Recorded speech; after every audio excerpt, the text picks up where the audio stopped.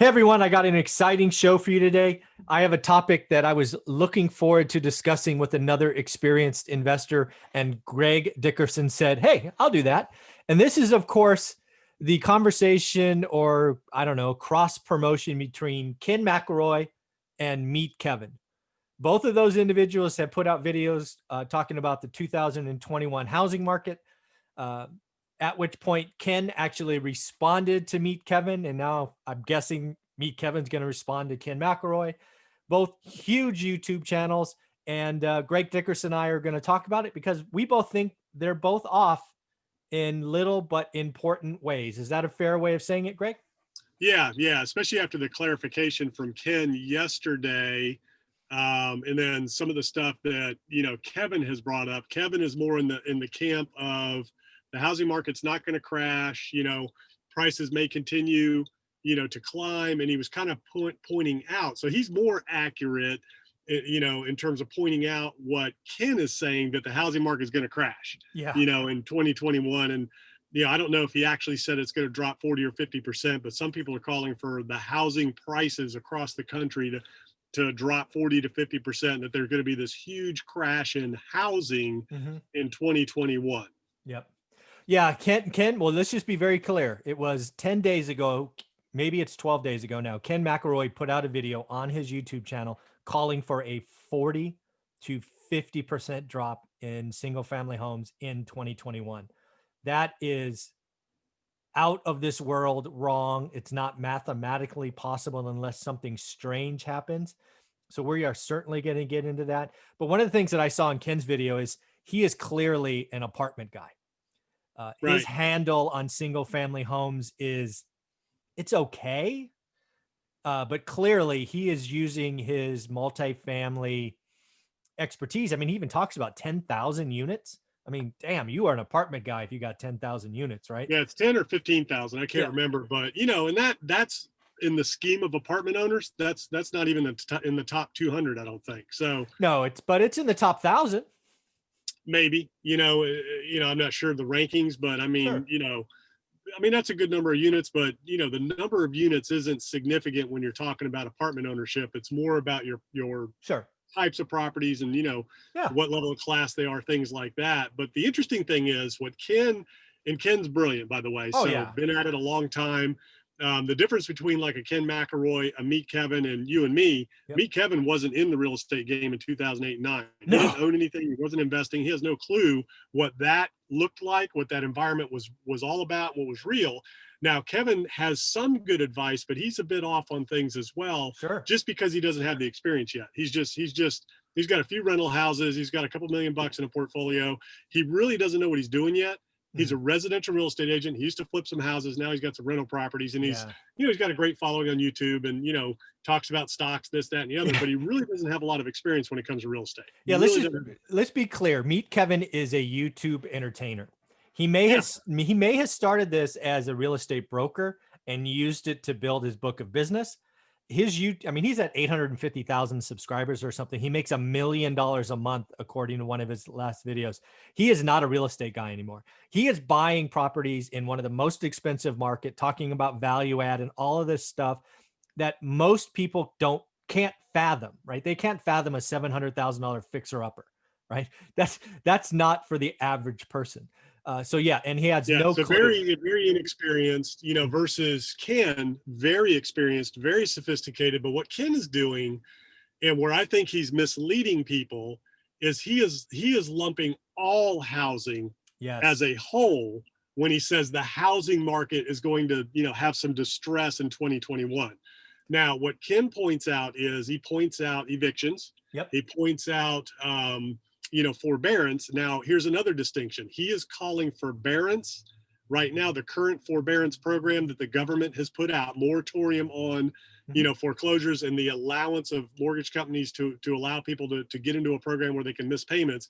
He's calling that a delinquency and default. Yeah. He's calling that default. Forbearance right now is not default. No. Okay. That is where the banks are saying, hey, it's a vacation. It's saying, hey, we're going to let you miss some payments. So you haven't been put in default. You haven't been, delinquent yet, because they haven't gone down that road.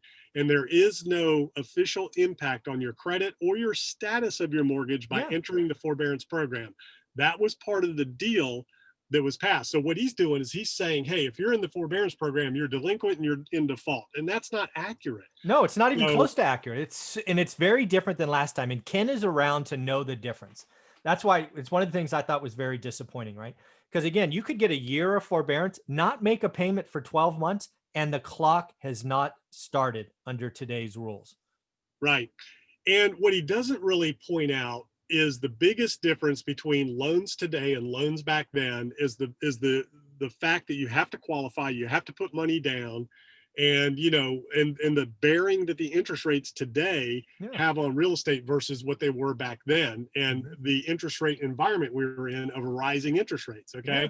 So those are huge differences. Now, where I do think he's right and where I do think he's accurate and where he does have direct experience right now is there are a lot of people behind on their rent. They're going to get more behind as we get into the holidays, the end of the year with the expiring of the unemployment benefits, things like that. So there's going to be more and more people that are going to be facing eviction. They're going to get behind on their rent. Now, depending on how the next stimulus package, the laws, whatever that includes in terms of, more moratoriums on evictions. If there's a new administration, you might see a year-long or more moratorium on evictions nationwide, things like that. Now, where he is right is there's going to be an issue there for people. Sure. And then that trickles back to the owners of the properties that are going to have a problem, because if they're not receiving rent, they can't make their payments. So we are going to see distress in the multifamily market. Make no mistake about that. There are a lot of people unemployed. And that's the other thing he talks about in terms of housing is unemployment.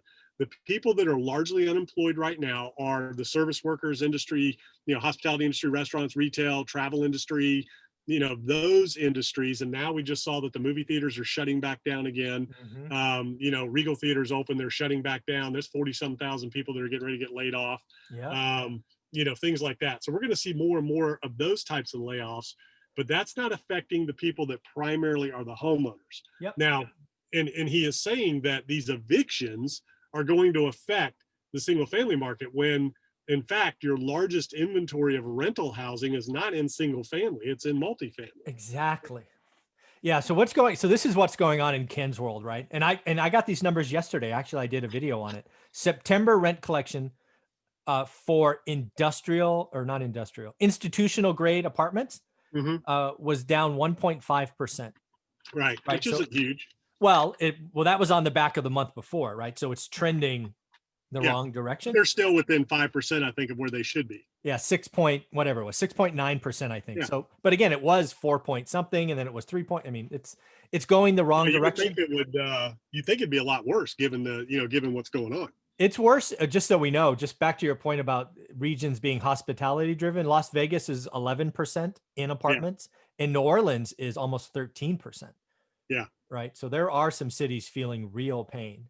Now, and so let's qualify that. So again, a lot of these statements are being made at the housing market national level as a whole. Now, I will tell you this, we are at a peak in house values. Interest rates are about as low as they can get for mortgages. They can't get much lower, maybe a little bit. So we've peaked, and if you're a seller, you got to know the top. It's better to know the top than the bottom. Now is the time to sell if you're a seller. Okay. If you're buying real estate right now, interest rates are at record lows. So it's kind of a wash. Whereas prices were, 10% less, and that's all they've really gone up since, the peak of the market in 17, when the housing market peaked. It dropped a little bit and then it's gone back up. It's only up about 10%, maybe 20, from there. Now that's on a national average. A lot of areas in the country are going to skew national averages because places like San Francisco, Palo Alto, exponentially increased in prices. Seattle exponentially increased in prices. DC, New York, places like that were overinflated. So that kind of skews national averages. So what you're looking at is a peak in house prices nationally. So I don't see a whole lot of upside from here. So let me come in there because we disagree slightly on that one. Okay. I believe the peak in single family homes is probably going to be May or June of next year.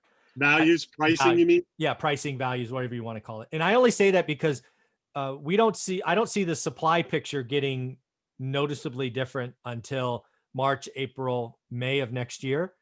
But yeah, everything else you said is correct. I don't think we have a blow off top. I mean, don't get me wrong. I'm not calling for another 20%, But if I were to pick a month where the peak is, I'm guessing it's more like May or June of next year when the economy gets going, listings come up. So we may have another 5 to 7% upside. I just wanted to put that there because we disagree. Well, your slightly. viewers have been wanting us to like disagree and Yeah, have a debate. there we go. So you're wrong, and I'm going to tell you why. No. So when I say peak, yeah, I mean relatively. Do we have a little bit more upside? Okay. Maybe. Do we have a little bit more downside? Maybe. But you're not going to see a 10, 20% increase. I don't think. I don't think. Now that's we're talking about national averages. Yes, national. Now let's take Las Vegas. The housing market, single family home ownership market could certainly take a hit in Vegas because of what's going on there. Because there's a lot of those industry workers out there that are homeowners that have lost their jobs and their unemployment benefits. I don't know where they're at right now in Vegas. 20%. So, yeah. But the thing is that, people are moving there from California and other places. So I don't think there's enough of them there, and I'd have to do the research in the numbers, but I don't see where there's enough of them there to make a dent in that housing market as a whole. Now, prices could come down a little bit, but are they going to crash? Is there going to be a crash in single family owned homes in a market like Las Vegas in 2021 because of what's going on? Absolutely not. I agree. Because of forbearance. Yeah. And again, the other thing Ken isn't really talking about is the banks learn their lessons from the last time around. They're not going to go in and just start wiping out houses and foreclosing at scale like they did before. And people are not going to strategically default like they did before. People are the opposite now. They want to stay in that house as long as they can, especially if they can get forbearance and free payments. So that's going to continue and perpetuate any kind of damage that goes along. Now, are there going to be foreclosures? Absolutely. Are there going to be people walking away from houses? Absolutely. There always is. I mean, how many foreclosures were there last year? Like 3 million or something? Yeah. Well, the peak of foreclosures, I actually did the research the other day, was 2007. And the most foreclosures, actually foreclosed or REO properties, was 2.7. That's the peak ever. Yeah. So we're nowhere close to that. Very different demand cycle now, very different inventory levels now. There's no inventory right now. Back then there was tons of inventory. So it's just a whole different ballgame. So as long as there's no inventory, so what could create a tank, a complete dead stop in the housing market if you can't get a loan? If you can't get a loan to buy a house, that's going to affect values. That's what's going to potentially could create, an enormous, just gigantic, shockwave through the housing market if that were to happen. But that's not going to happen. The only thing keeping this economy going is the money that the Fed and Treasury are providing to keep interest rates low, to provide mortgages for people to buy houses, and to keep the economy pumping. So there's just too much at stake on a global scale to let that happen, because who owns the mortgages?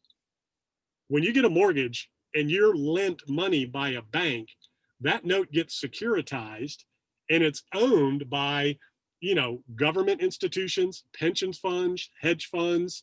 That's where that debt is going.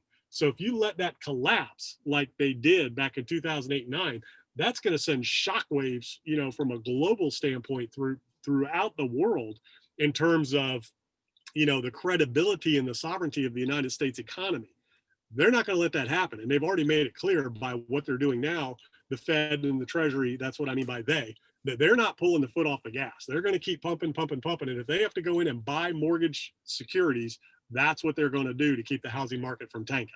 Yeah. The other thing I wanted to talk to you about that I think both MeetKevin and Ken McElroy have at least missed or not talked about. And again, MeetKevin didn't do it because he doesn't have the experience. Ken McElroy certainly has the experience. Maybe it didn't hit his radar. Is I believe the debt structure that's behind the 08 crash in today being very different. You've already called it fixed versus variable, real loans versus liar loans. But here's where I'm getting at. I believe the people that are in trouble, whether it's Vegas or Miami or other areas, and if they don't have equity, I believe their mortgage has value because it likely has a 2 or 3% on it. And they've likely been in that property for 2, 3, 4 years. So they're already into the payment stream. I personally believe that many loans will be taken over subject to, which is something we didn't see because the debt structure was so horrible last time. It was, fixed and variable. So that's another thing where I think we're going to take, I don't know what it'll be, 10, 15, 20% of what could have been REOs off the market because we'll just do subject to deals. I can cash flow it. They can leave, maybe give them a couple grand cash for keys, but then I'll take it over. The bank's not going to, I mean, they could call the note, but they're not, because they're getting so much distress. So I really see subject to being a buying vehicle and tempering foreclosures in 21 and 22. Do you see that as well?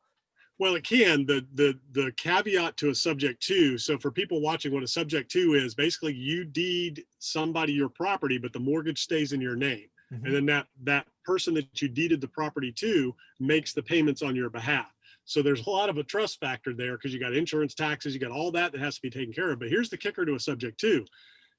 Whenever you do that, any back payments that are owed need to be taken care of, because they will come in and continue the foreclosure process. So if you've been in forbearance for 3 months, 6 months, or a year, and you can't make that payment at the end of the forbearance period, or you couldn't get a loan modification and you need to get rid of the house, whoever takes that over subject to is going to have to deal with that backlog of all of that stuff. And, so that could make it cost prohibitive to do a subject to. But again, there's so much pent up demand right now. When you see houses getting, 10, 12 to 20 offers, that tells you there's 10, 12, 20 buyers for every house that hits the market. Mm-hmm. Basically, that's what it's telling you. So I think that a traditional sale is going to be the ultimate solution, because there probably might be a little bit of a buildup of, cash that's owed that seller and that buyer can't make up. So that's the only caveat to a subject to. But other than that, absolutely. Same thing in commercial. Many loans, and I remember back in the day, and they still are for VA loans, many loans, FHA, Freddie and Fannie, used to be assumable for that reason. They didn't want foreclosures. They wanted the buyers, when the markets were bad, interest rates were high, they wanted buyers to be able to step in and assume a mortgage to take a property over, so it didn't go into foreclosure. So here's the big key I want you guys to think about too, and neither Kevin nor Ken McElroy talked about it. How does the Fed, how does the Treasury, how are they looking at the housing market? They're looking at it just like the stock market, okay? People's wealth and their retirement, a lot of them are in their houses. So the last thing the government wants is for that wealth of the country to get diminished, just like the stock market. A lot of people have their retirement and their wealth in the stock market. That's why they went in there and propped it up, because when that stock market tanks and people start losing their wealth there, and they start losing their retirement there, that creates a huge, huge problem. The housing market's the same thing. The Fed is not going to let the housing market tank. They're not going to let the stock market tank. And they've shown that over and over and over. So that's the other big thing that nobody's really talking about why the housing market really can't crash. Okay, now, are we going to see a decline in values at some point? If interest rates start going up, and we get more inventory somehow, there just becomes more inventory, which, what Ken's hanging his hat on is this forbearance and foreclosure wave that he says is coming, and then evictions that he says is going to add more inventory to a single family home market. Okay, that just isn't going to happen, because there aren't enough of them in the rental pool that are in, the post or in the process of that eviction or behind on their rent. Okay, that's not a single family home problem. That's a multifamily home problem. So yes, there is going to be a crash in commercial real estate, hotel, retail, office, and some multifamily.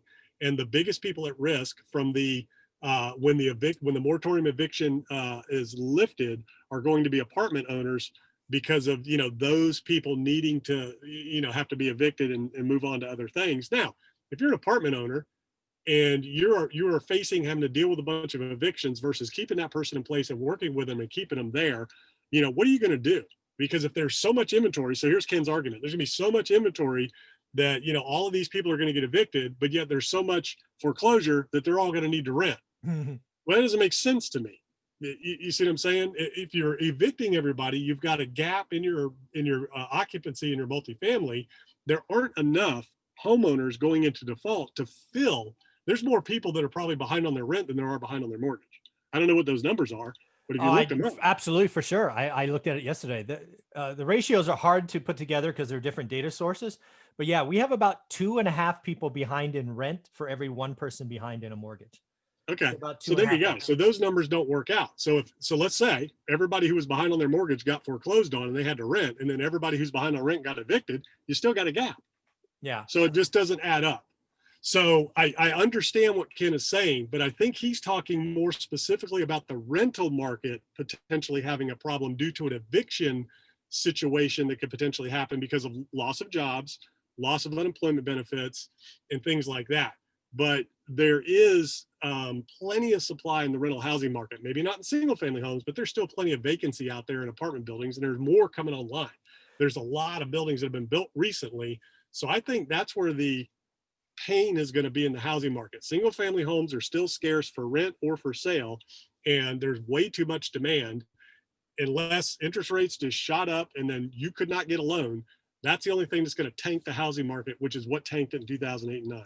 Yeah, the other thing that Ken is suffering through, again, an apartment owner, 10,000 units or 15 or whatever it is, he's actually suffering two painful points. One is this eviction or non-payment, like we've already talked about, service workers, about Las Vegas at 10.6, New Orleans at 12 point, whatever it is.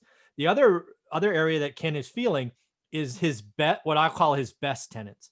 They're actually leaving because they have the financial flexibility, and they're like, shoot, I don't want to live in an apartment so close to my neighbors. I'm going to go buy an entry-level home. That is happening at record scale, right? Why do people rent? Number one, they can't buy. Okay, so they rent. Number two, it's cheaper. And number three, it's temporary. So people are moving less, which he had a good point on that. Like him, he's not going to move right now because he didn't have to, and there's no point in it. And if you don't have to move now because of a job, this, that, and the other, you're just not going to move. So that's less inventory on the housing market. And, from a renting standpoint, a lot of people rent because it's cheaper than owning. Well, now with the interest rates, it's actually the same as or cheaper in some markets to own than it is to rent. So it's like, why not go own a house and build that equity? Now, I've said, in my opinion, we are near the top, if not at the top of the housing market. Could it go up a little bit? Sure. Could it come down a little bit? Sure. We'll see where it goes. But we're pretty much, peaked out. Let's say we get another 5 or 10% upside from here. Is it a good time to buy? Should you buy a house at the top of the housing market if you're an owner occupant? Well, if you're going to live there long term, you're going to be reducing principal. You got to live somewhere, and the money's almost free, for owner occupants. So you might as well, because you're not building any equity in rent. You can't write rent off. You could still deduct some home ownership expenses. Now, what if you're a landlord like Michael and you're buying houses to rent? Should you buy an overpriced house? How much can you pay? You could pay anything you want. You could pay any price you want for an income producing property as long as it meets your return requirements and it cash flows. Exactly. If it doesn't meet, even if it doesn't cash flow, if it meets a return requirement you have, could be depreciation, could be you just want to buy some assets, could be, whatever that is. The bottom line is when you amortize an investment property, the rent is the principal is going to get paid down for you by the renters. So you're going to build equity. You've got something that's long term. You've got an asset that at the end of the day will be free and clear if you keep it 20, 30 years, pay it off, that you can continue to generate income from, or you can sell regardless of what you paid for today. Now, the price you pay is permanent. Okay, that doesn't go away. The financing is what's temporary. Right now, all-time lows on financing. So properties that once were not cash flowing are cash flowing, or they're breaking even. So it really is up to you. If you're going to stay long-term, you could, the interest rates are just crazy right now. If you're buying income producing property, as long as it meets your cash on cash returns, your internal rate of return over the long period, cash flow over time, or return over time is what IRR measures. As long as it meets those requirements, you can pay whatever you want for a property. I totally agree. What I tell all my students is you got to know what your return is. I tell them figure out what average is for your market and only do good or great deals. And you're right. The price is irrelevant. If as long as it meets your return, Yeah. Move on. Just know what your return is. I'm different. I'm opportunistic. So I'm in and out. So I build and sell, I buy and sell, that's my business model. So I have to get in under market. I have to buy distressed properties, which distress could come in a lot of different ways. So for me, it's different. I'm not a long-term buy and hold guy. I don't like renting property. I like to be a landlord of cash, not of people. So landlord of cash. I've never heard that before. I like that. Yeah, cash, man. You don't have to evict it. You don't have to try to collect it. You don't have to chase it. I'm going to write that down. Landlord of cash. Yeah, man. That's my kind of tenant. Landlord. I love that. I've never heard that before. Very, very cool. So again, I think Ken McElroy and MeetKevin talking about a real estate crash next year is they got some things right, plenty of things wrong. I do think when you think about Ken McElroy, his lens is so skewed towards multifamily that he's trying to make the leap to single family. and it's blurry at best. I think Yeah, he's lumping housing as a whole. He's lumping up rentals in with single family home ownership. And those are two very different animals. different. They're both going to be very differently affected by what's going on now. And, but Ken has some great information. The whole point of this is to kind of clear things up to help people understand what's really going on and what's really being affected. And, can the housing market crash in 2021 like everybody's calling for? Now, if you'll notice, Ken's starting to stretch his timeline out a little bit because he's starting to realize, wait a minute, maybe what I'm saying doesn't kind of line up. Kevin, I think, is a little bit more accurate in terms of saying, like what we're talking about, it really isn't, it's not in the numbers for the housing market to crash. So that's kind of what he's saying. Mm-hmm. But where he's missing a little bit of his information is he doesn't quite understand 2009 and how that went down and what's going on there. But still a little bit more on point there. Yep. And then who knows about the numbers where one of them says 20 to 30 million people are at risk of, foreclosure. And there's 2 to 3 million households that are at risk of I don't know, who knows? Yeah. But the bottom line is, if every house that was in foreclosure right now hit the market, it'd be gone. They'd be gone. The market would absorb that within a relatively short period of time. Yeah. I mean, again, literally just this morning, Diana Olick, CNBC announcer, put out a number on CoreLogic. Inventory of housing is down 17% from last year. Yeah. Prices nationally, get this, nationally up 5.9%. And probably the most important number for me is month on month, housing values nationally went up 1%. That's a move. It's usually points. It's like 0.1 point month on month, one up 1 full percent nationally. It's crazy. Yeah. So if everybody that was in forbearance got foreclosed on, that would be a good thing because that would put some inventory out there and people could buy houses but that's all it would do. Yeah. Because what's going to happen is coronavirus is not going away, people. Okay. Next year, we're going to be dealing with this all next year because even if we get a vaccine tomorrow, and treatments and all that, it's going to take a good year before it can get out at scale to the general population. And then even then, probably half the people won't even take the vaccine. So this isn't going anywhere anytime soon. So the whole work at home environment, the whole people staying and not moving, that's going to continue into 2021. Now, again, what happened in 2008? Okay. Why did it crash? Interest rates went up. You could not get a loan. And there were millions of brand spanking new houses built, empty, waiting for buyers that could not buy a home. And there was no demand and there was tons of inventory.